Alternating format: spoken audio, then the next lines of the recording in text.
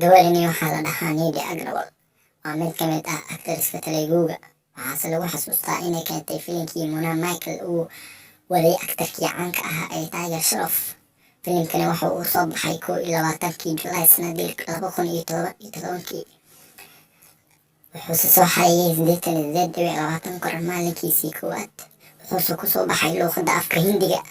Waxaase laga daawaday magaalada Mumbai iyo dalkaas Hindiga.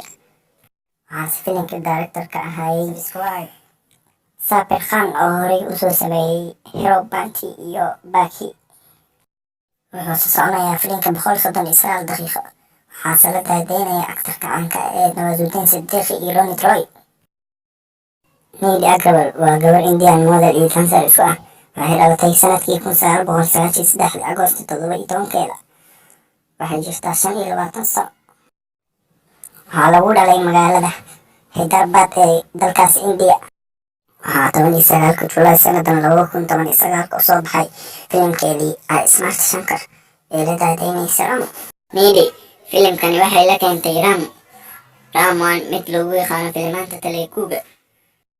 waxaase filimka la daadeynaya jilaaga caanka ah ee Baraah Manandam ee Soomaalida u taqaana Lele Fow.